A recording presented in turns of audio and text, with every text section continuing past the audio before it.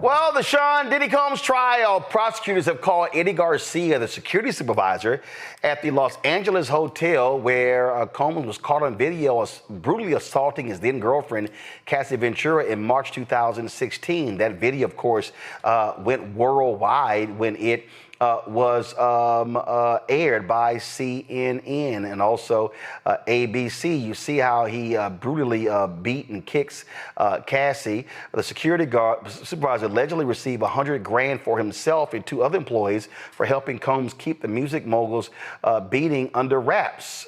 That was a huge part of today's trial. Candace Kelly, legal analyst, joins us to tell us what happened. That's kind of a huge deal there. Walk us through that testimony, Candace. Yeah, well, as you said, Eddie Garcia, he took the stand. As you said, he was a hotel supervisor. He was making about $10.50 an hour working at the Intercontinental Hotel in Los Angeles. We've all seen that video. He testified that Sean Combs bribed him with $100,000 in cash, in paper bags.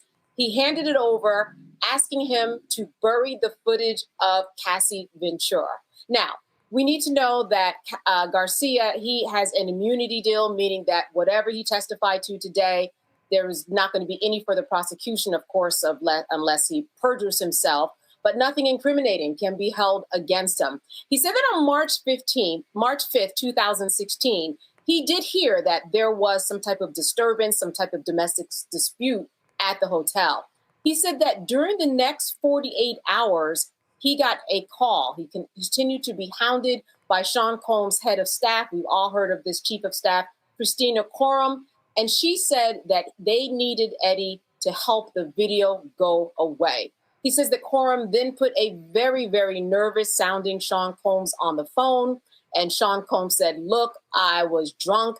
These things happened." He says, quote, "I had too much to drink. With women, one thing leads to another. And if this got out, it will ruin me." So Garcia went on to tell him, "Look, I do not have access to those digital files, that footage that you're looking for." And Combs said, "You know what? I think you can work it out, because if you do, I have something for you."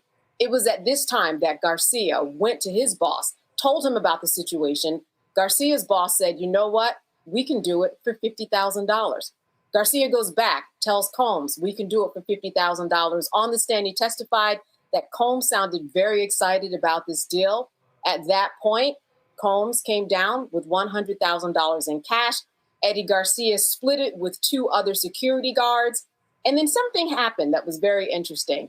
First of all, he said that a few weeks later on Easter, he got a bizarre phone call from Combs. And Combs said, "Hey, happy Easter. You're my angel. God is good. God put you in my life for a reason." He also told Garcia at one time, "Listen, with this money, I don't know what you're going to do with it, but make sure you do not spend it on anything lavish. You don't want to be too showy about it." Also, Combs asked Garcia, "What are you going to be doing with the money?" Garcia actually went ahead and he paid $30,000 for a used car in cash. That is how he spent the money. So there was a lot going on in court today. This was huge news because, Roland, as we know, we've all been hearing about this, but finally you're hearing it from someone who actually took the money. It was an interesting day. And might I add that even before Garcia took the stand, there was a woman who had to be escorted out of the court this morning. She was removed from the courtroom. She was a regular person from the public. As you know, anyone can attend the trial. She took a seat, but before the jury was seated, she started yelling, "Diddy, they're coming after you. Those MFers." She said, "Combs, they're laughing at you. They're laughing at a black man's legacy," end quote. So even before Garcia took the stand, there was a lot of rumble in this here courtroom, and it certainly continued to rumble throughout the day, especially with this explosive testimony. So what's crazy here is they talk about the payment coming from him.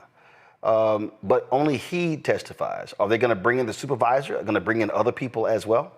Listen, I would imagine that they would want to bring in everyone. The more, the better, to kind of corroborate what he is saying. I also want to point out that he signed a non-disclosure agreement and said that if he did say anything about this, that he'd have to pay $1 million. So this might be enough to say, hey, you know, we've got the main person that took the $100,000 and split it with the other two people. Sometimes you don't want to go overkill. I will tell you that there are some points during this trial where people are falling asleep and it gets to be a lot. And as we know, they cut the trial down by some time. And I think that with this particular witness, they get the whole story. And unless there are other security guards that can add something to this, I would say with Mr. Garcia, we kind of sealed the deal here on this potential obstruction of justice and bribery. Wow, that is a whole lot going on in the courtroom today. In any sense of Combs' demeanor as this was playing out?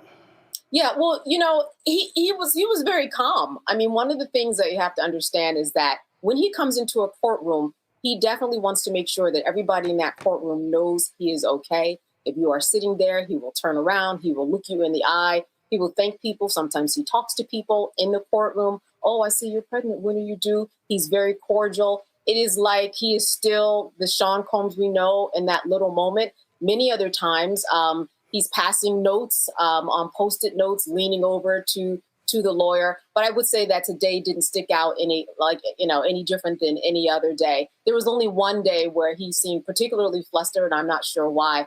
But I can imagine with all this hanging over his head, there's good reason. But today he was calm, cool, and collected. With all that you've heard thus far, now, Grant, let's be real clear. The prosecution is still putting on their case. The defense has not put on their case, even though they're allowed to cross-examine. Are you surprised that on a couple occasions a plea bargain was turned down? Oh, I'm very surprised because what he said by turning down a plea bargain was that I'm going to leave it up to chance. This means that I could get 15 plus 10 plus 10. This means I'm going to jail for the rest of my life.